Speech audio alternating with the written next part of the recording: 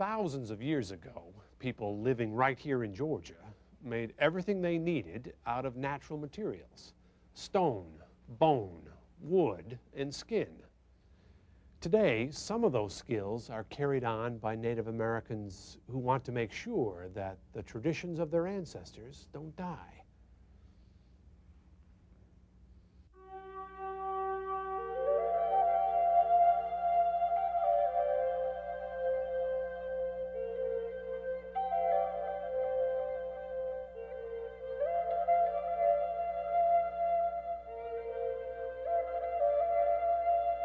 Our dances were a form of prayer. We never danced for any type of entertainment or recreation or anything like that. It was always a prayer, either asking for something or thanking the Supreme Being for something.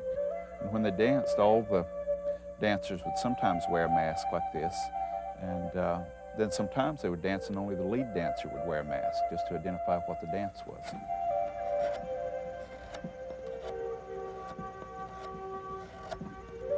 When Davy Arch carves masks today, he uses metal tools. His ancestors didn't have those. Metal tools came with the Europeans. But masks have always been important to the Cherokee. Their masks were made from all different kinds of stuff. This one in particular is made out of a groundhog skin.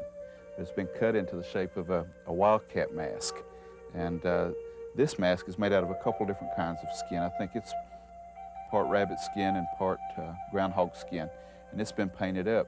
And the ability of the wildcat as a good hunter was what they were conveying through the wildcat masks.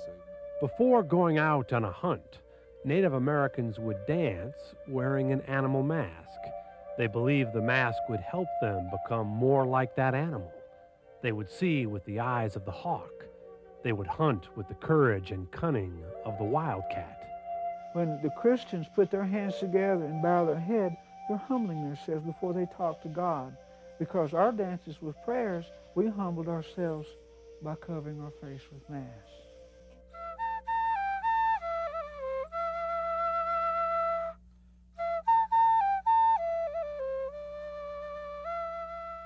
Eddie Bushyhead is a full-blooded Cherokee. He is a flute player and a storyteller who uses an ancient language he learned from his grandparents. And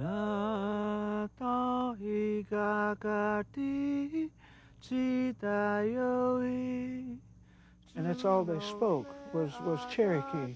And so as growing up, then that was the first language that I had a complete grasp on, was the Cherokee language, the Kituwa dialect. Kituwa literally meaning here in the center. This song is part of a story about how the woodpecker gave the flute to the Cherokee. It begins when a hunter, who has not found any game, climbs to the top of a mountain. The hunter lay down on top of this mountain and began his fast. And his prayer was already in the language that was thousands of years old. And the prayer sounded like this. Nadon, igagati, sita yohe, sunokle adatis nege, sita yohe, gasquoki te galala dehiai, su york tiga nahna, sita yohe. Translated, that means, the sun for light, I am asking. The winds for direction, I am asking. And the seventh heaven, for you dwell, for the right path, I am asking. And as she was leaning there, a woodpecker came flying, and it landed in a limb above the hunter's head. And the woodpecker began to drill holes in this limb, looking for insects to eat. The mountain breezes began to blow.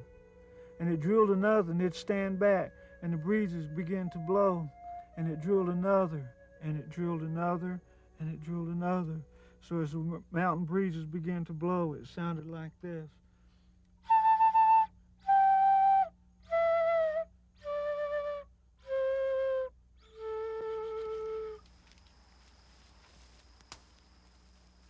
In the early morning, Davy Arch moves along the edge of a river looking for cane.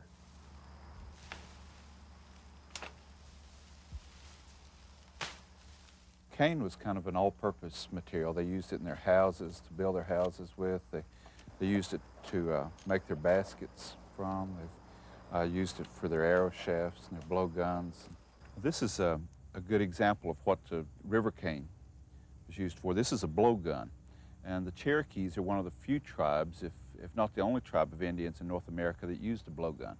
And it was used primarily for hunting small game like rabbits and birds and squirrels. And to shoot a blowgun, you just insert the dart right into one end of the blowgun and then aim at what you're shooting at and then just give it a quick hard puff. Oh, shot that one over the bank.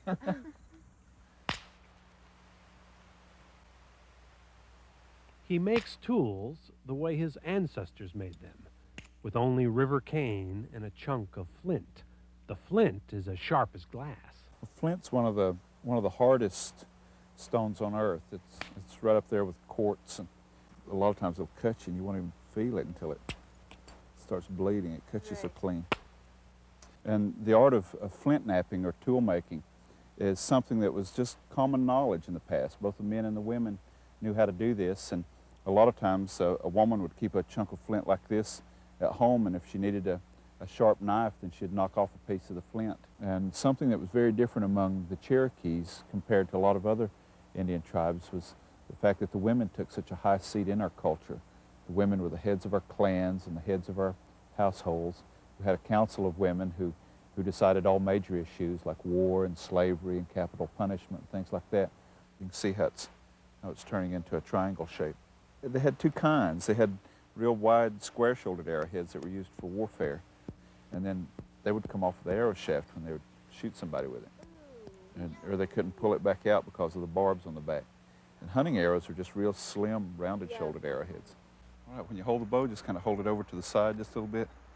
And let the arrow just rest right on top of it, right against the top of your hand. And when you knock the arrow, just pull it back and keep tension on it. And then when you pull it up, leave your bow angled just a little bit so the arrow will rest there in the groove of your hand and the bow. Just kind of elevate it and turn loose with all three fingers at the same